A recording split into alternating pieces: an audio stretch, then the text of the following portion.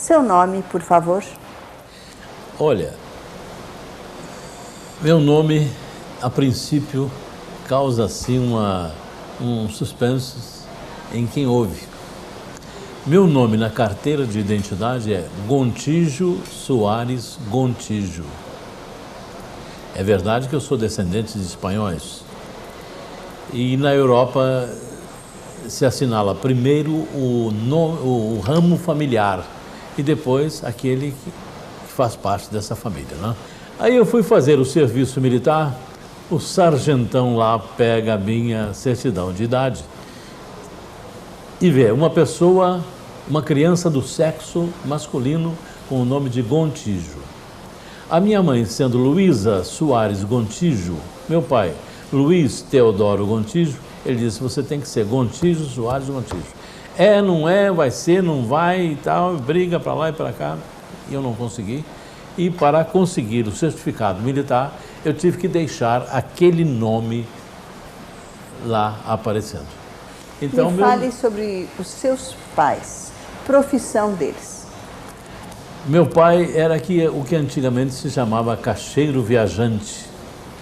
Ele viajava muito pelo estado do Rio, estado de Minas, estado de São Paulo. Ele é do tempo em que vendia perfumes lá no interior do Espírito Santo, Alegre, Cachoeira de Itapemirim, para as outras cidades. E no tempo em que o comerciante lá nem sabia ler, mas queria comprar os produtos da Dirce, que era uma firma famosa. E ele então contava as letras. Se tivesse 5 letras, ele contava, porque sabia. Meu pai era uma pessoa que eu admirava como pai e como homem. Tal a sua segurança de ação.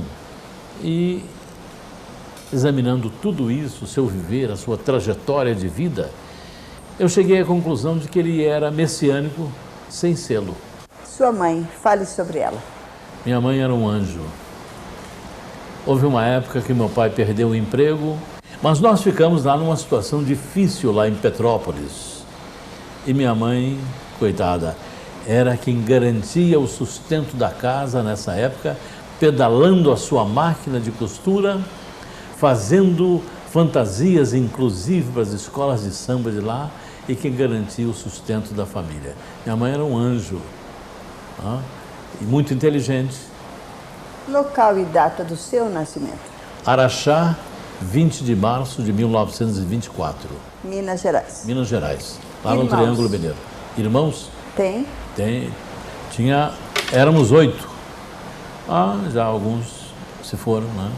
Estamos hoje reduzidos a 5. Como é que foi a sua infância? A minha infância foi tranquila, né? O lar que meu pai criou para a família era um lar muito tranquilo, em que nós todos nos entendíamos. Nós passamos muita dificuldade nesse período que eu falei. E aí é que eu reconheci o valor do meu pai e da minha mãe. Do meu pai enfrentando aquela situação com altivez. E da minha mãe, porque ela é quem sustentava a família naquele período. E a minha infância foi muito calma, muito tranquila. E desde garoto eu já brincava com um cabo de vassoura que eu colocava uma latinha de massa de tomate, pregava e fazia de microfone. E imitava os locutores da época, os grandes locutores da época, César Ladeira, Urbano Lois e tantos outros, eu os imitava. Me fale dos seus estudos. Meus estudos foram iniciados aqui no Rio de Janeiro, quando morávamos no bairro da Tijuca. A família veio para o Rio quando? Veio para o Rio em 1929. Então eu fui estudar no Grupo Escolar Prudente de Moraes, na rua Enes de Souza, na Tijuca. Depois meu pai queria dar aos filhos uma criação diferente daquela que tinha aqui no Rio de Janeiro. O Rio já era uma cidade maior, não era o que é hoje, mas já era uma cidade maior em relação às outras cidades. Então por isso meu pai escolheu uma cidade que tivesse um bom clima e possibilidade de nós crescermos com saúde e tendo instrução. Fomos então para Petrópolis, para o bairro de Cascatinha, em Petrópolis. Vamos lembrar seu primeiro trabalho remunerado? Eu estava em Cascatinha, há um cinema chamado Bogari. E esse cinema realizava sempre às quintas-feiras um show. Se iniciava com um programa de calouros e depois tinha um show de artistas, né? Então, nessa primeira parte, muitas vezes eu participei. E uma vez eu participei cantando. Levei uma gongada daquelas que você não queira saber. E foi depois o Ari Viseu, que já era locutor profissional da Petrópolis, rádio difusora, acabou vindo para o Rio, para a Rádio Tupi, rádio transmissora, que é hoje a Rádio Globo. Ele então me ouviu lá atuando um dia. Ele disse: você tem valor, vai lá que eu vou te dar um lugar na rádio. Fui para Petrópolis, rádio difusora, a convite do Ari Viseu. Foi então o meu primeiro trabalho profissional contratado. Você se lembra quanto ganhava? Quanto ganhou por esse trabalho? Olha, eu ganhava 100 cruzeiros, mal dava para passagem. E o que fez com o primeiro dinheiro que recebeu? Olha, é um pouquinho difícil, mas eu sei que eu fiz uma farra muito grande. Fui almoçar, jantar num restaurante lá de Petrópolis, que hoje não existe mais, restaurante Ipiranga. E por dois cruzeiros, cruzeiros, tomava-se uma sopa, comia-se um bife e com pão, tinha direito a um refrigerante e uma sobremesa, por 2 cruzeiros, né? Esta foi a sua farra? A minha farra. Lá, né? Depois eu saí e achei que eu precisava ganhar experiência. Então saí pelo estado de Minas. Comecei pelo estado de Minas. Fui para Belo Horizonte. Depois passei para a rádio, para Formiga. Formiga é um lugar no oeste de Minas. E a emissora de rádio, vejam só, se chamava Rádio Voz de Formiga. Era a voz da cidade, Formiga cidade, né? E tudo isso aprendendo, trabalhando, né? Produzindo, aprendendo a escrever para o rádio, aprendendo a falar, aprendendo a fazer o programa. A emissora do interior é uma grande escola, não só de rádio, como de televisão, e até hoje. Dali eu passei para Uberaba, Rádio Triângulo Mineiro de Uberaba. Aprendendo com quem? Aprendendo ouvindo-os do Rio e de São Paulo e fazendo, né? Que a gente aprende fazendo, não é? Então, o que eu ouvia e aprendia nas emissoras do Rio e de São Paulo, eu apresentava lá de forma local e aprendia, porque eu estava fazendo aqueles programas. Com quantos anos você estava quando lançou-se na carreira profissionalmente? Eu tinha uns 18 anos. Depois, então, foi uma caravana da Rádio Bandeirantes de São Paulo fazer um show. Antigamente viajava assim, né?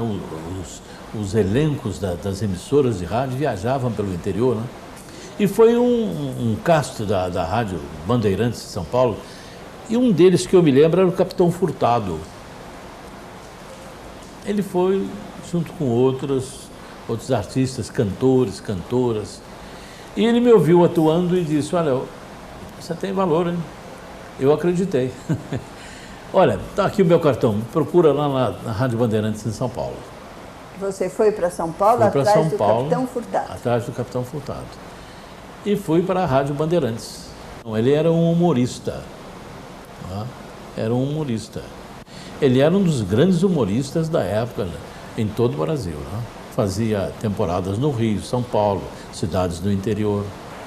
Você foi contratado pela Rádio Bandeirantes? Rádio Bandeirantes, locutor. Então estava, na época, uma leva de locutores paulistas veio para o Rio. E com ela eu vim. Para que emissora? Eu fiquei uma época aqui sem colocação, né? Até que com o Viseu, o Ari Viseu e o Carlos Palu, que era cunhado dele, Aí fui fazer um teste na Rádio Nacional. E a Rádio Nacional era a Rede Globo daquela época, né? A Rádio Nacional contratava artistas em todas as emissoras, não só para tirá-los das emissoras, mas como para aproveitá-los. Havia uma cantora lá que o apelido dela era Everest. Ela corria o dedo na tabela todo dia e não via o seu nome, mas estava contratada, recebia o dinheiro, então era difícil de ser escalada. E o apelido era Everest. Depois da Rádio Nacional, eu estive aqui na Rádio Guanabara. Esta aqui é Bandeirantes hoje, mas era a Rádio Guanabara. Depois estive na Rádio Mauá. De lá eu fui para a Rádio Tupi. Sempre como locutor. Locutor. Quero que você situe um pouco a importância do rádio nessa época. O rádio é tão importante nessa época quanto é a televisão hoje, sem um menosprezo para o rádio. Os artistas tinham a mesma importância para o público como tem o artista de televisão hoje. Vamos citar alguns artistas ou cantores desta época? Vamos. Olha, para você ter ideia, a Coca-Cola patrocinava um programa na Rádio Nacional, eu não estou lembrado agora do nome do programa. O programa tinha uma orquestra de 200 músicos, que não tem hoje nem na televisão. Nem a Orquestra Sinfônica Brasileira não tem 200 músicos hoje. Tinha 6 locutores, 2 narradores, um coral com 10 ou 12 pessoas e 12 ou 15 cantores e cantoras. A importância do rádio. O nome desses cantores, ou de algum desses? Nome de cantora, desde Emilinha Borba, Marlene e... Aracide Almeida? Aracide Almeida também. E muitos outros, né, que tinham um nome menor. Mas já estava Luiz Gonzaga, já estavam grandes arranjadores, maestros famosos, né, daquela época, que atuavam na Rádio Nacional. E na Rádio Tupi a mesma coisa. A Nacional tinha, assim, uma força nacional? Tinha uma força nacional. Costuma-se dizer que eu convivi recentemente com uma comissão de pessoas vindas do lado do mundo árabe. Passaram aqui uns 15 dias. E uma delas me dizia o seguinte: olha, o que é admirável na pátria de vocês é a uniformidade da língua. A que se deve isso? Nós somos um país muito menor e temos 38 dialetos. Por quê? 2 coisas colaboraram para isso. A Rádio Nacional, que ia a todo o Brasil e que unificava o Brasil com as suas novelas, os seus programas. Quem não se lembra do programa do César de Alencar, não é isso? Quem não se lembra do Calbi Peixoto naquela época? Quem não se lembra do Manuel Barcelos? Quem não se lembra do Celso Guimarães? Não é? E a revista O Cruzeiro, que já naquela época tinha 1 milhão de exemplares de tiragem. A revista O Cruzeiro era de Assis Chateaubriand? Era dos associados, era de Assis Chateaubriand. E a Nacional era de quem? A Nacional era e é do governo, não é? Hoje está em frangalhos, em pedaços. A Nacional hoje é uma caricatura do que foi, não é? Está caindo aos pedaços. E a Rádio Tupi, que era a sua concorrente. A Tupi tinha um programa chamado Espetáculos Musicais Shenley. Shenley era uma bebida que patrocinava. Então, esses espetáculos musicais Shenley era para fazer frente aos programas da Rádio Nacional. Também com orquestras de mais de 100 pessoas, vários locutores, narradores, Carlos Frias, Oswaldo Luiz, Arnaldo Nogueira e vários outros locutores e locutoras. A sua participação era como locutor de comerciais ou como apresentador de artistas? As duas coisas, né? Então, houve um momento em que o locutor-chefe da Rádio Tupi se afastou. Carlos Frias, por doença, teve afastado. E o Almirante, ele era o diretor da Rádio Nacional, ele e o Zé Mauro. Então, eles me colocaram na programação noturna. Eu, recém-chegado, eu e o Silvio Santos chegamos à Rádio Tupi do Rio de Janeiro no mesmo dia. E os nossos contratos foram feitos de 6 meses com cada um. Depois o Silvio foi para São Paulo e eu continuei na Rádio Tupi. Então eu fui guindado à programação noturna, a programação do horário nobre da Rádio Tupi, e foi um alvoroço tremendo, porque eu recém-chegado, mas o Almirante me guindou àquela posição. Em que ano foi isso? Isso foi no ano de 1950. A televisão já estava sendo inaugurada na Tupi de São Paulo? São Paulo, no final do no ano. Rio? No Rio ainda não, mas no Brasil ainda não havia, porque isso foi em junho de 50. Falava-se em televisão, mas nada, não havia ainda televisão no Brasil. Não é? Daí eu fiquei fazendo a programação do horário nobre da Rádio Tupi. Fiquei em destaque. E depois, quando veio a televisão, aquele alvoroço de todo mundo fazer teste de fotogenia, saber se tem, dá boa imagem, se não dá, quem vai, quem não vai. Eu olhei lá no comunicado, na pedra, e disse, a televisão não vai precisar de mim, não. Tem aí o Carlos Frias, o Rodo Luiz, o Carlos Palu, tem o Almirante, tem o Zé Mauro, tem tantos atores e locutores, não vai precisar de mim, não. Não fui. Um domingo eu estava atuando na Rádio Tupi, o prédio era o mesmo, ali na Avenida Venezuela. Eu estava atuando na rádio e faltou um locutor na Tupi, na TV Tupi. O diretor da TV Tupi do Rio era o Luiz Jatobá, também locutor. Ele é o famoso locutor da Metro Goldwyn Mayer, que veio para o Brasil, famoso, que veio a peso de ouro para o Brasil, né, trazido por Assis Chateaubriand, para dirigir a TV Tupi. E eu então fui à televisão, só junto, vai você, não tem ninguém lá. Aí eu subi, fui à televisão Tupi, o Luiz Jatobá me ouviu fazendo lá os programas, fazendo os comerciais. Quando terminou, ele me chamou.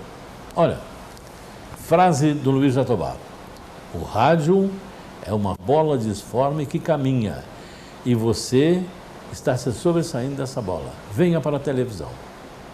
E digo, olha, você sabe que eu sou contratado, tem que falar com o Almirante lá embaixo.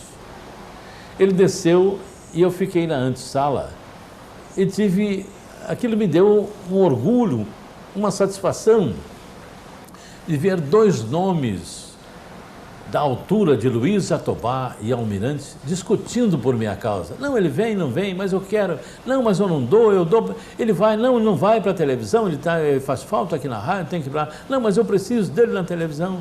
Até que chegaram a um acordo e eu fui para a televisão. Deixando o rádio ou permanecendo ainda no rádio? Não, permanecendo também no rádio e fazendo televisão. E como tudo eu consultava meu pai antes de fazer, eu disse no início do meu depoimento que eu apreciava meu pai como homem e como pai. Então tudo eu conversava com ele. Ele dizia, meu pai, olha, está acontecendo isso. O Almirante quer que eu fique na rádio. O Jatobá quer que eu vá para a televisão. O que eu faço? Ele disse, televisão é bom, está começando e tal, mas tem que ver, tem que pensar. Então ele me deu como exemplo o pão. Você pega o pão, você come pão no café da manhã, no almoço, no lanche, no jantar e não enjoa. Agora, se lhe derem feijoada no café da manhã, feijoada no almoço, no lanche, no jantar, ninguém aguenta. Então você tem que medir e pesar. E eu fui então para a televisão. E o Jatobá criou para mim um programa semanal e ao ar aos domingos. Era feito de slides com as principais notícias da semana. Nome do programa? Era Retratos da Semana. Eu fui então para a televisão. Você estava com quantos anos? Eu estava com uns 20 anos. Depois desse programa Retratos da Semana, que você começou a apresentar, o que aconteceu? O que aconteceu é que eu fiquei na televisão e no rádio, né? A Rádio Tupi, televisão Tupi, Rádio Tupi. E aparecendo muito. Até que lá então começaram a aparecer os artistas de rádio, de teatro, lá na TV Tupi, né? E apareceu um diretor do cinema português chamado Chianca de Garcia. Trazia ideias novas da Europa e ele fez um programa semanal chamado Mulher Espelho do Mundo, em que era focalizada a atuação da mulher no mundo, na história, na literatura, nas artes. E tinha até uma novela, né? Era teatralizada.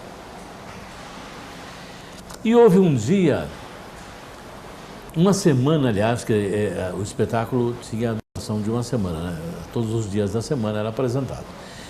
Então, um dos espetáculos teatralizados, o Chianca de Garcia me chamou para fazer o papel principal. Como ator? Como ator, e correspondia ao galã da novela. Agora você vai cair dura para trás quando eu disser quem era a mocinha da fita. Fernanda Montenegro. Você já foi o galã de Fernanda Montenegro. Não sei se ela se lembra disso. Nunca procurei falar nesse assunto. E se ela disser, não é verdade, não tem nada gravado. Naquela época não tinha videotape, não tinha nada. Era tudo ao vivo. Tudo ao vivo. Quero saber quando é que aconteceu o Repórter Esso na sua vida e na vida da televisão brasileira. A Esso anunciava na Rádio Nacional. E tinha o Repórter Esso de rádio, na Rádio Nacional, que começou em 1941, durante a guerra. Era feito pelo Heron Domingues.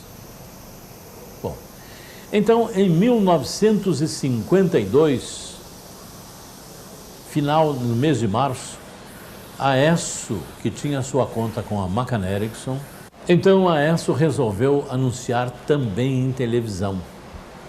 E lógico que tinha que anunciar na Tupi, que era a única que existia, era a primeira a surgir aqui no Brasil.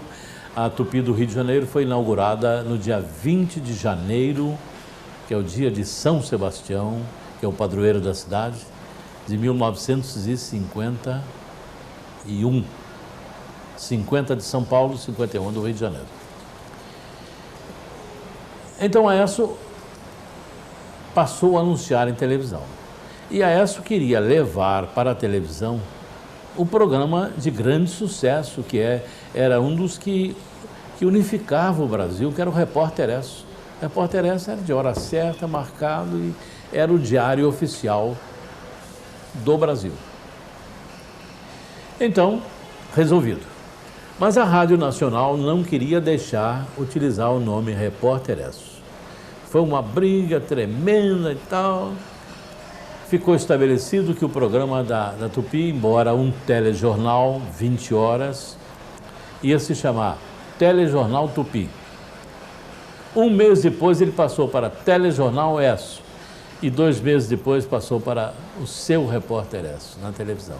Você se lembra do primeiro programa Repórter Esso? Do primeiro? Que você já estava. Já estava. A minha escolha foi feita da seguinte maneira. O presidente da Esso no Brasil, o vice-presidente, o diretor de marketing, que na época era o S. da Rocha Spiegel, você deve ter ouvido falar. Sim. Ele fez programas de televisão e ele era tradutor dos filmes estrangeiros. Ele é que botava a legenda em português em todo filme estrangeiro que vinha para o Brasil. Ele era uma sumidade, ele morreu recentemente. Ele traduzia do inglês, do francês, dos nórdicos, de todo lado, ele traduzia.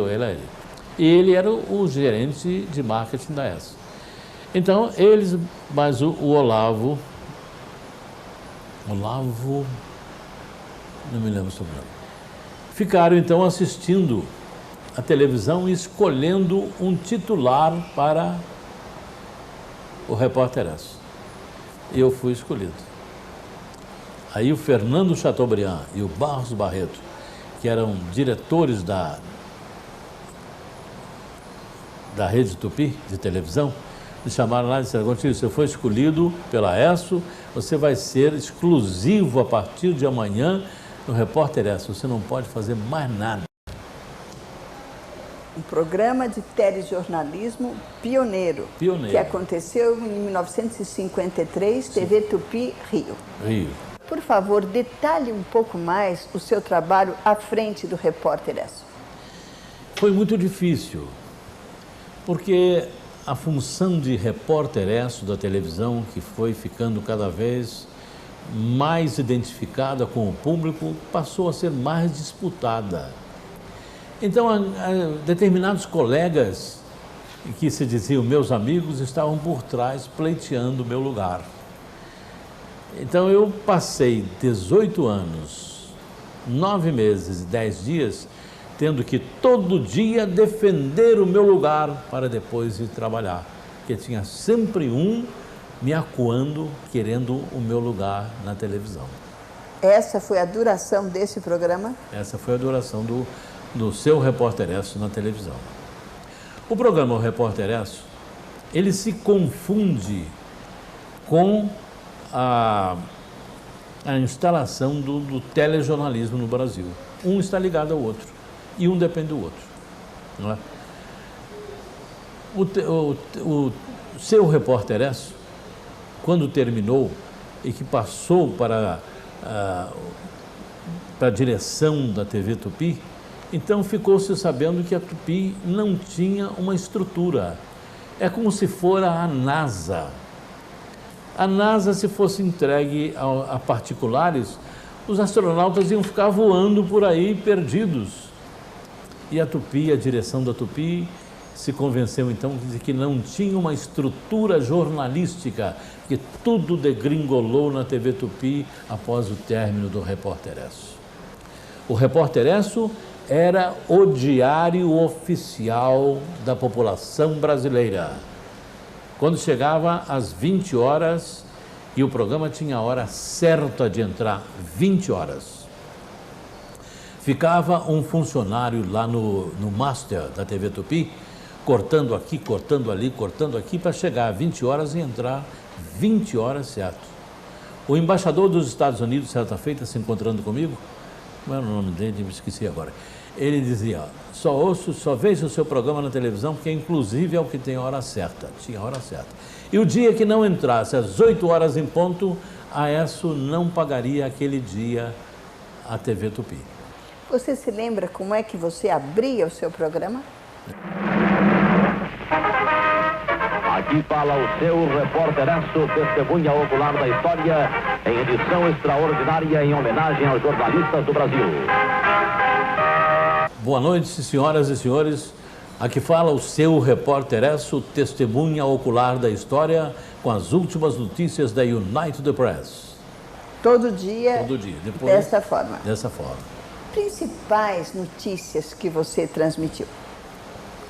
Olha, eu vou chegar até elas, Vida Alves. Mas vamos falar um pouquinho mais da trajetória do seu Repórter Esso. Hoje, o Repórter Esso deu forma ao noticiário na televisão. Até hoje, quando as agências de propaganda querem fazer algum anúncio que signifique jornal, a cópia é o Repórter Esso e não os jornais de hoje. O Repórter Esso era um serviço público da Esso Brasileira de Petróleo. Aliás, isso fazia parte também do início do programa. A Esso serviu muito mais a população brasileira com o seu Repórter Esso do que mesmo dele se serviu. Foi um serviço público exemplar que a Esso Brasileira de Petróleo prestou a esse país. Aqui esteve um lugar-tenente de Fidel Castro, passou 2 dias aí num hotel. Quando ele foi embora, ele estava no galeão e lá entrevistado por um jornalista que lhe perguntou, olha, você há 2 anos esteve aqui, agora está voltando, o que você acha do Brasil? Ele disse, o Brasil piorou muito. A única coisa que melhorou aqui foi o Repórter Esso, porque para o brasileiro hoje, tanto faz que a sua mulher o traia com o vizinho, desde que ele possa ver o Repórter Esso. Essa foi a brincadeira que ele fez lá ao embarcar de volta a Cuba. O Repórter Esso era, como eu disse, o diário oficial. As pessoas perguntavam assim, você viu isso assim, olha, aconteceu, então, o ESSO deu? Então, a confirmação é do ESSO. Se o ESSO deu, não tinha discussão. Nós nunca tivemos que voltar ao ar para retificar uma notícia, porque só dávamos notícias altamente confirmadas. O meu representante em Brasília disse, Gontijo, estou aqui na sala da presidência e está aqui para ser cassado o nome do ex-presidente Juscelino Kubitschek. Eu digo, foi cassado? Não, vai ser. Então, quando for, você me avisa, que por enquanto ainda não é. Qual era a duração do programa? 30 minutos? Era 15 minutos. Se estendia mais nos dias de grande convulsão. Mas hoje os jornais dão 3 manchetes e dão 3 minutos de comerciais. A ESSO não. A ESSO tinha uma abertura de 20 segundos, um encerramento de 20 segundos e um comercial de 30 segundos. O resto era notícia. Notícia mesmo, compacta, hard news, como dizem os americanos, né? E o Repórter ESSO, então, se caracterizou por isso, não ter que voltar ao ar para desmentir nada, porque só dava notícia confirmada. Notícia confirmada. Boato não era conosco. Não é? Fomos por aí e atravessamos vários períodos governamentais. Para nós não fazíamos comentário. Era só, aconteceu a fulano de tal, em tal lugar, a tantas horas. O público telespectador que tirasse a sua conclusão. Por isso nós não criávamos atrito, porque senão você cria um atrito hoje com estudante, amanhã com militar, depois com comerciante, depois com jogador de futebol, e no fim do ano você tinha 365 situações criadas de dificuldade. Nunca fizemos isso. A notícia pura e simples, e o público que tirasse a sua conclusão. Gontijo Teodoro era apenas o apresentador ou era também o editor? Eu fazia parte da... Não, eu não era um editor. Havia um editor, mas eu fazia parte do grupo que selecionava e que promovia e que fabricava o noticiário que ia para o ar. Né? Você é jornalista? Sou jornalista profissional registrado no Ministério do Trabalho, sob o número 4001. Fez a faculdade de jornalismo? Eu fiz pela Faculdade Fluminense na época, que era uma escola de... Não estava oficializada ainda a profissão de jornalista e não havia um currículo. Então era mais sociologicamente o estudo, mas dava o diploma, e eu tenho o diploma registrado, sou jornalista profissional registrado. Nós demos vários furos, mas o Repórter ESSO preferia dar uma notícia confirmada a ter que dar um furo. No período da Revolução de 1964, eu várias vezes fui ao Ministério da Guerra, era Ministério da Guerra na época, informar de onde eu obtivera aquela notícia. Mas era sempre como um fundo da United Press e daquele que era feito lá em prospecção do pessoal de cinegrafistas e repórteres e apuradores para o Repórter ESSO. Quando foi sequestrado o embaixador norte-americano Elbrick, estava ele preso, estava ele lá sequestrado, né? Segregado lá. Quando apareceu na igreja de Santa Mônica, no Leblon, apareceu na caixa de donativos, apareceu um bilhete endereçado à Revolução, dizendo o que os que sequestraram Elbrick queriam para que ele fosse liberado. E estava lá, dar um avião para 27 presos políticos, dar dinheiro, não é isso? E formar uma cadeia de rádio e televisão em todo o Brasil para que o Repórter ESSO lesse uma mensagem dos revolucionários. Naquela época, a censura era firme e forte em cima das notícias. Quantas vezes para fazer o programa nós tivemos que encher o programa de desfile de modas, concurso de cães e futebol na praia, porque as outras notícias estavam censuradas. Então, foi formada a cadeia de rádio e televisão em todo o país e eu li um manifesto dos sequestradores de Albric que só não chamava a Revolução de santa, mas de todos os outros apelidos e adjetivos. Dizem que aquele libelo fora escrito pelo Gabeira, mas não se confirmou isso, mas ele fazia parte, né? Então eu li, estava lá um coronel, um major e alguns soldados de baioneta dentro do estúdio e eu lá, né? Aí eu peguei o papel, cheguei para o major e disse: major, o senhor assina aqui autorizando a leitura, porque senão, eu acabar de ler, o senhor manda me prender.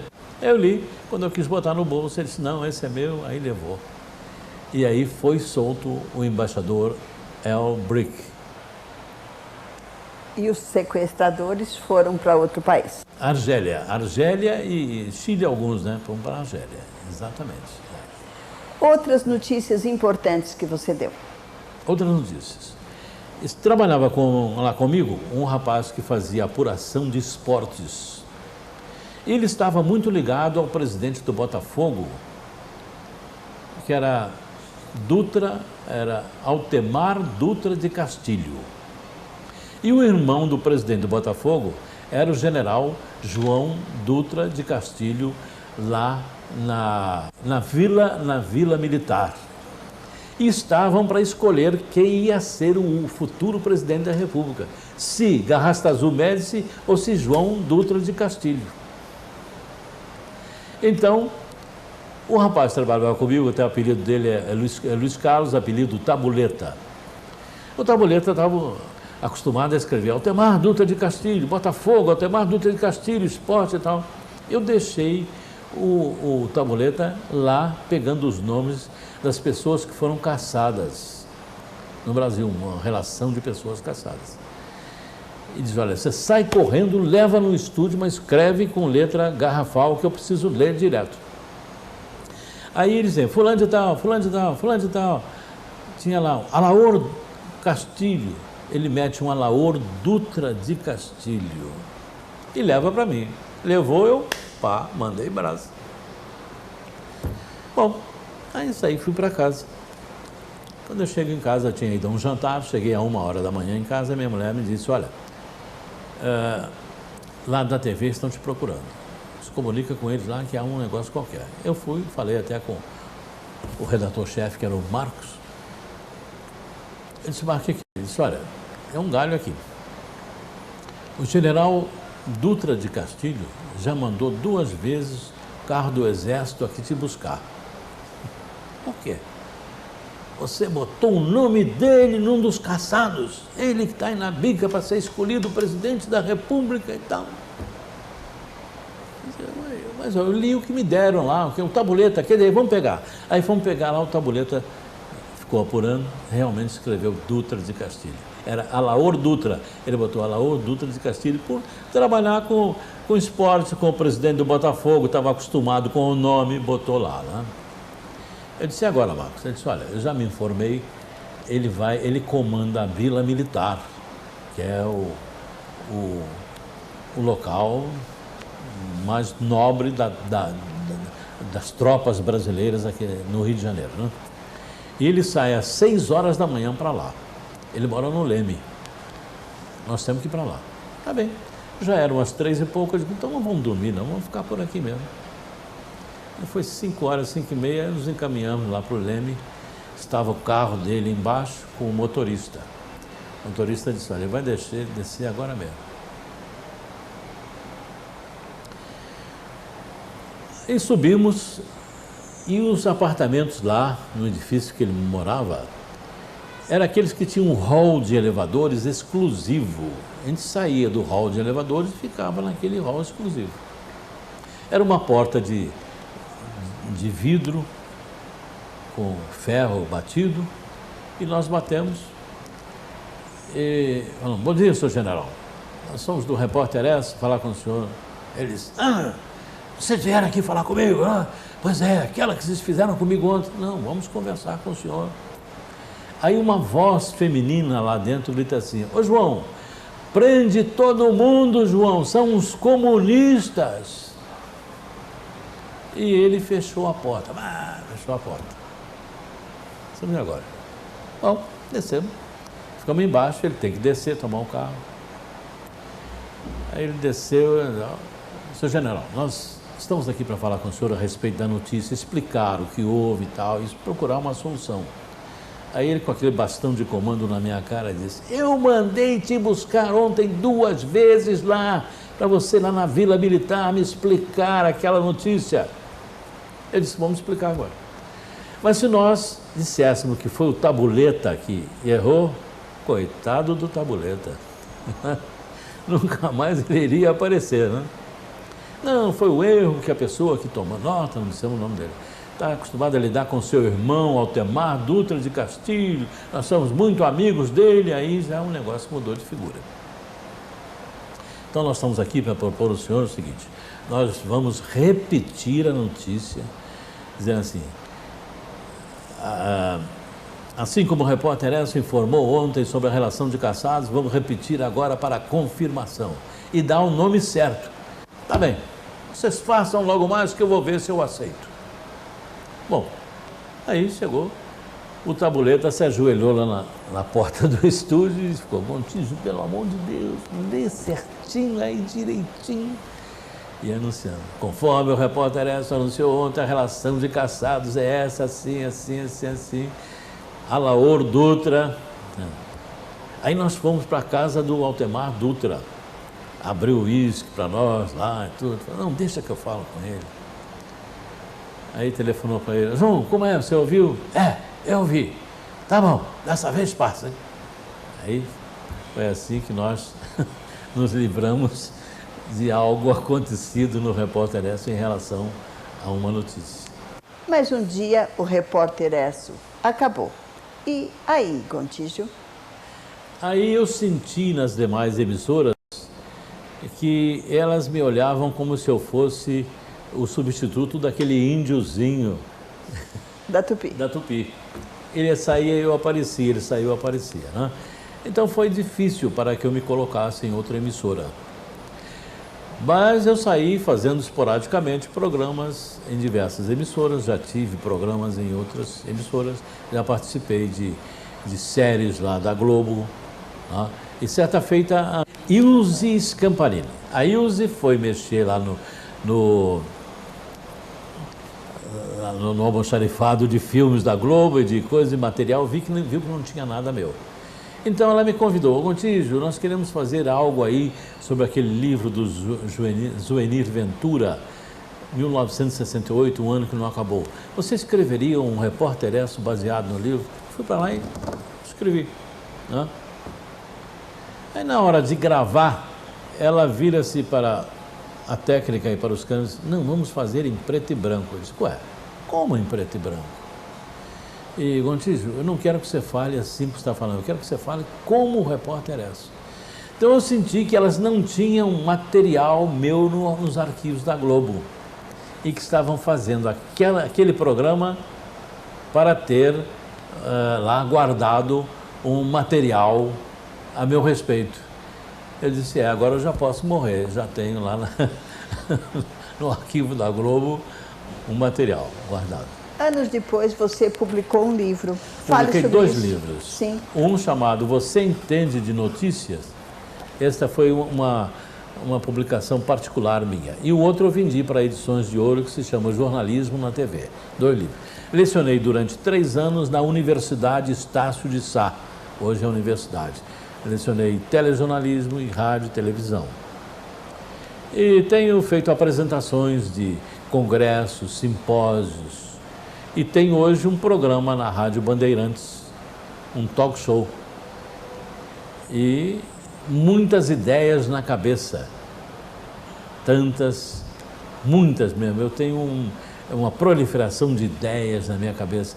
Eu me lembro então do Villa-Lobos, né? Quando ele sentiu que a morte estava próxima, ele disse: que pena, eu ainda tenho vários séculos de música na minha mente. Eu sou assim, eu estou com vários programas, várias ideias de lançamento e você futuramente vai ter notícia delas. Como é que é o seu programa atual de rádio? O programa atual é um talk show, você participou dele. Sim. Não é isso?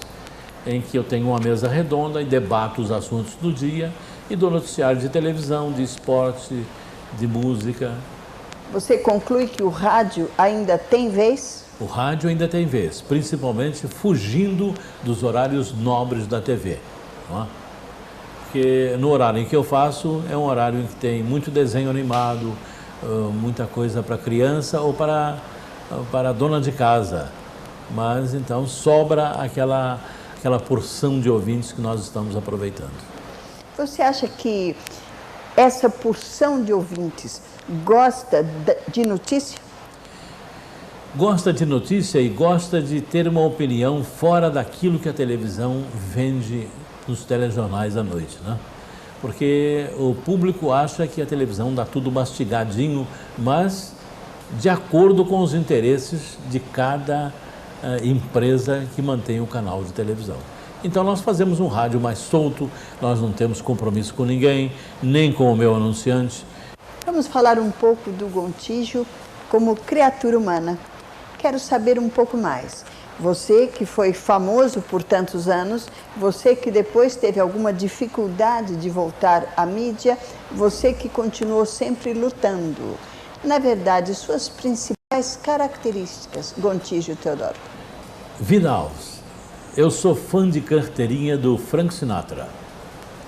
Então, diversas vezes eu li biografias do Frank Sinatra. Em todas elas, apareceu uma coisa que me chamou a atenção. Ele chegou a uma posição na vida dele que ou ele descobriria os caminhos que ele precisava de produzir shows, discos e filmes, ou ninguém iria lhe chamar.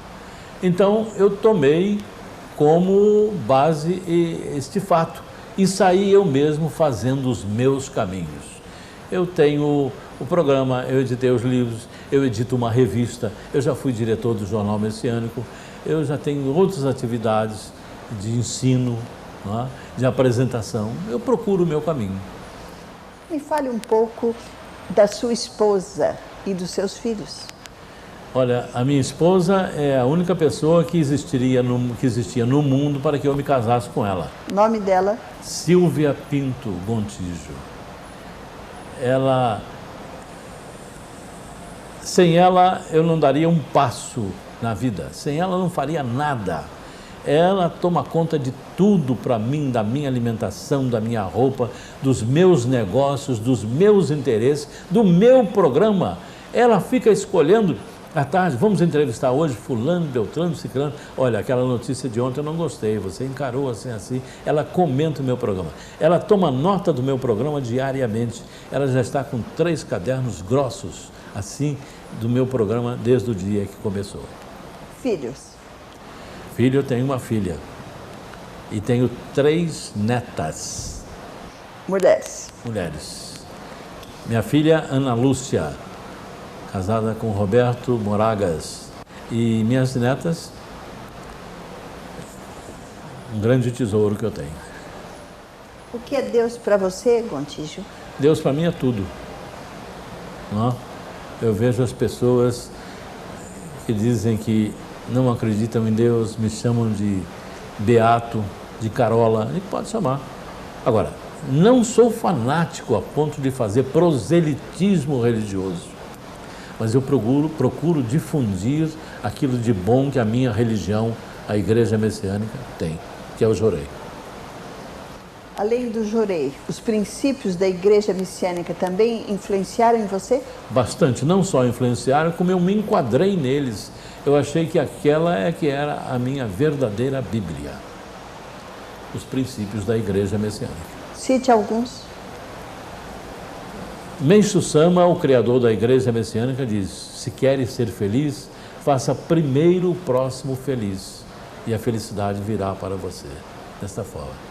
Admiro a forma como que ele criou a agricultura natural isenta de agrotóxicos. O mundo vai chegar um dia que terá muitos alimentos e que terá dinheiro para comprar, mas não poderá se alimentar porque estarão envenenados os alimentos. Isso disse o criador da Igreja Messiânica. Da Igreja Messiânica. Sua senhora também acompanha você nesta parte? Também. Minha esposa, minha filha, tanto que nós temos o altar em casa. E altar da Igreja Messiânica só num lar onde todos são messiânicos. Quais são os seus sonhos neste momento? Vários, tenho muitos. Eu acho que o homem veio à Terra para realizar. Eu quero realizar, entendeu? Realizar. Eu acho que a presença do ser humano na Terra se prende à realização. Eu quero fazer, realizar, em todos os setores que eu possa, jornalismo, televisão, rádio, eu quero realizar. E, acima de tudo, ser alguém que sirva ao meu próximo.